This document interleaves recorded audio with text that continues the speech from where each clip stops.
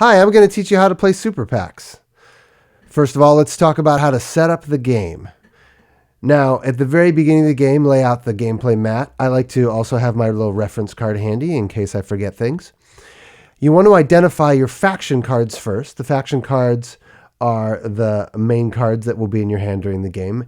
Shuffle up the deck and deal 5 to each player, 5 faction cards to each player. Then set the faction deck on the gameplay mat. Next, you want to identify the megabucks and deal 2 to each player. The megabucks also go into each player's hand, and you'll notice they have the same backs, so it's hard to tell how much money your opponents have if you haven't been paying attention. That's on purpose. The rest of the megabucks go face up on the gameplay mat. Okay, next everyone picks up their hands and sees what they got. The next step in setup is creating the event deck.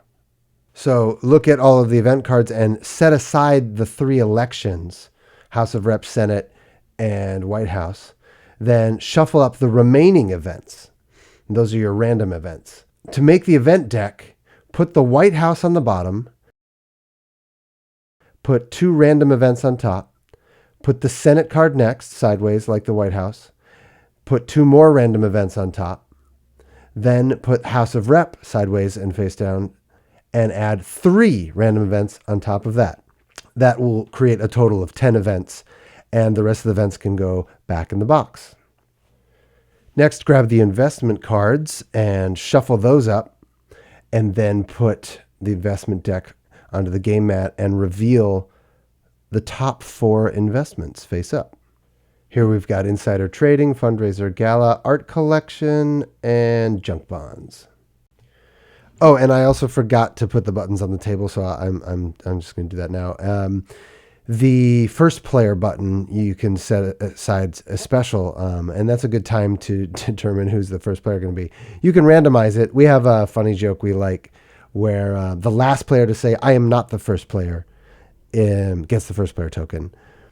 The reason we do it that way is because it's undesirable to be the starting player. It's preferable to go last in elections because you can see the vote totals that everyone else has before you commit cards to the table. So that's why we do it that way. Okay, next, everyone needs to choose their leader. Give everyone 3 leader cards, and then they select one of their leaders from those leader cards. We're doing this off camera right now. You can also just give people a random leader card if it's the first game and nobody has any criteria based on which to judge what leader they want.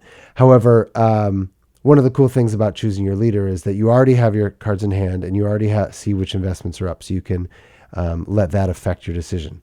I'm going to choose Mr. Hope as my leader. So, and I'll put that in play. You can put it to the left of your faction area or to the right of your faction area. It doesn't really matter. I like to put it on the right. And since I'll be first player, I put the button on my leader. Okay, so this is my hand. I've got my 5 factions. I've got 2 money. And now we can start the game. At the beginning of my turn, I decide to campaign or embezzle. If you embezzle, you just take 2 megabucks. If you campaign, you do what it says on the top of your leader card, which in my case is draw a card. So I choose to campaign, I draw 1 card. Next, I look at my hand and I decide what I want my main action to be this turn. I can exploit 1, sneak 2, or fundraise. I decide I'm going to exploit the Catholics card. So I play the Catholics card face up. When you exploit a card, you follow the directions of the text at the bottom of the card. In this case, each player gives me some money and I get to go get the Blessed token. So I grab the Blessed token and I put that on my leader. That now gives me a discount every time I use my leader's superpower, which is great. It used to cost 2, now it's only going to cost 1. Now I've taken my initial action and my main action. I can end my turn, or I can still use my superpower once a turn, or I can buy investments. I'm going to decline to do either of those and just end my turn. And then each other player takes their turn, and once we've all taken our turn, we have an event.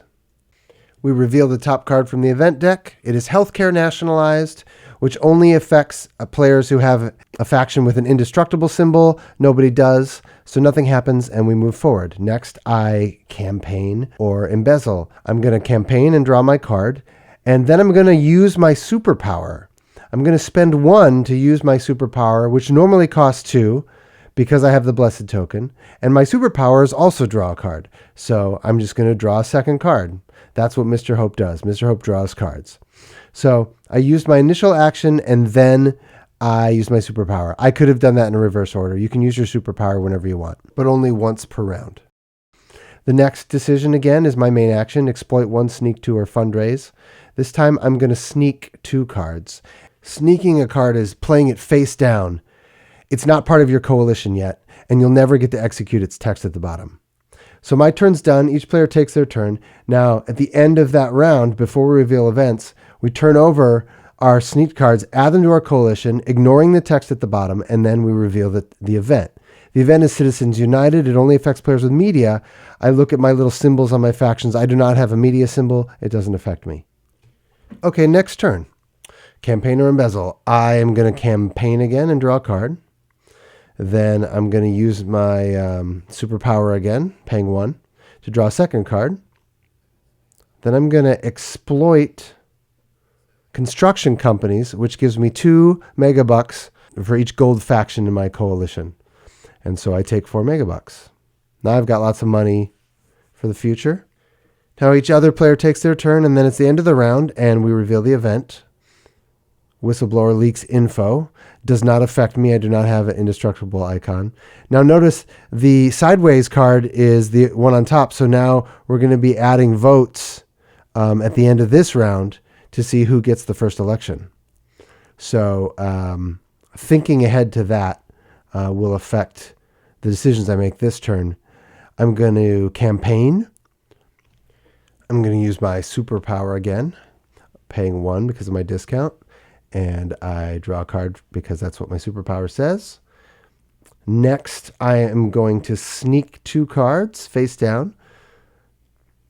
And then the other players take their turns. And now it's time for the election event. Election events work a little bit differently than a normal event. So we reveal the election event, and then everyone announces how many votes they have in their coalition. Oh, I forgot to turn over my sneak cards first. So here's my sneak cards, Unions and Afro-Americans. Okay, I announce my total votes. There's a chance to play surprises that affect vote totals. Nobody does. And I have the highest vote total, so I add the House of Rep to my coalition. And now I have 3 gold factions. Also, I played Afro-Americans, so now during this next turn, because Mr. Hope says if you have Afro-Americans, your superpower costs 1 less. Plus, I have the Blessed button, so my superpower is now free.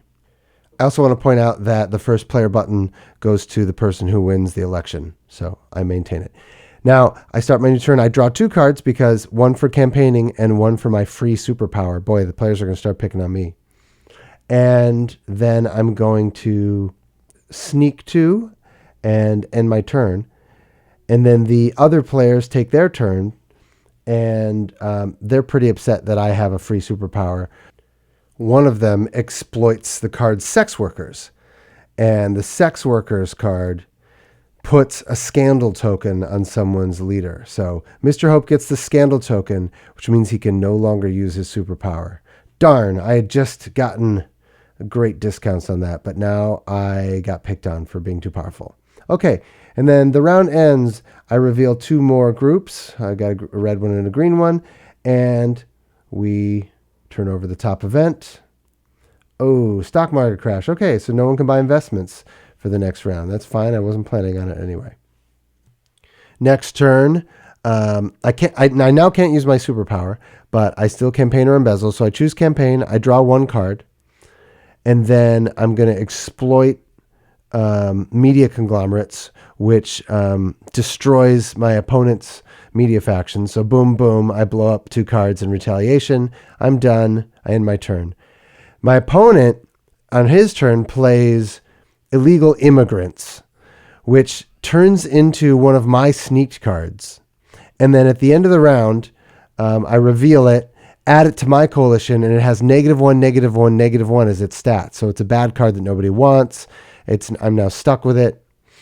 And now we reveal the event.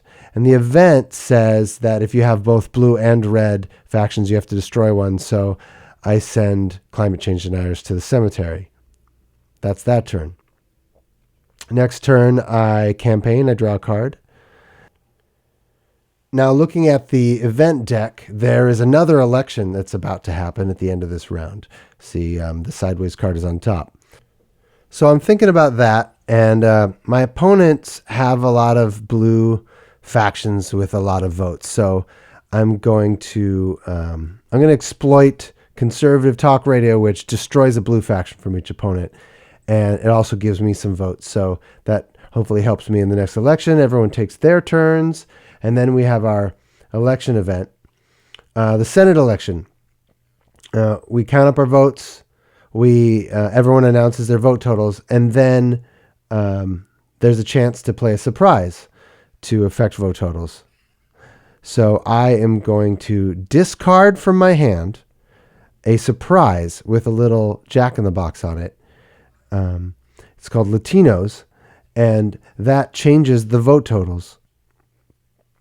I gain 3 votes for discarding that card from my hand, which is just enough for me to win that election. And I add the Senate to my coalition. All right, next turn. I'm going to campaign again. I haven't chosen to embezzle once yet. So I campaign, which for me is draw a card. In this turn, I'm not going to exploit one. I'm not going to sneak 2. I'm going to choose the fundraise action as my main action. So I add up my total wealth. 1, 2, 1, 2, 3, 4. I had a -1 in there. So I have 4 total, and I get 4 megabucks.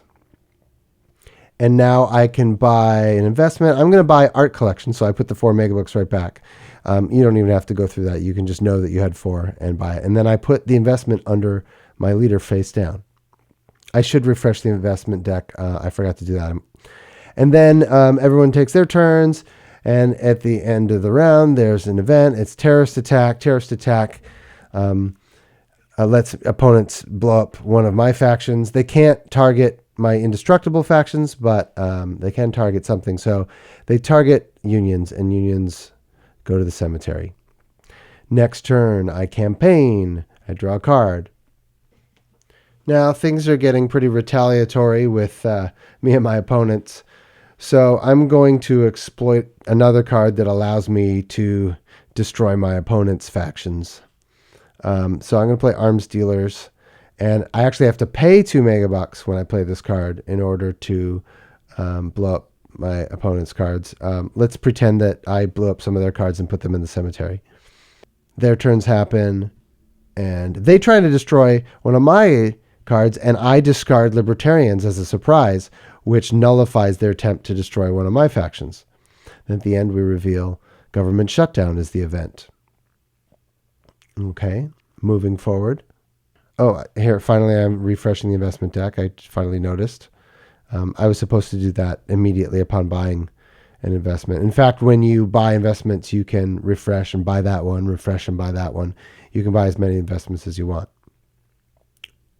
Okay, actually, I changed my mind. I'm going to embezzle this time. I'm going to embezzle 2 megabucks. This is the last round of the game. The last election is face up. Now, I'm going to fundraise again, add everything up. I'm at 4. So I have 5 more in hand. So that's a total of 9, and I buy insider trading and immediately refresh the investment deck. And that's the end of my turn. So I managed to get that investment, and then we have the election event at the end of the round. This time I don't win the election, somebody else does, and that's the end of the game. Now everybody adds up all their power, the power of their factions and the power of their investments, to see who won. And if there's a tie, the player with Supreme Court wins the tie. Thanks for watching, everybody. I hope this was somewhat helpful, and enjoy your future games of SuperPACS.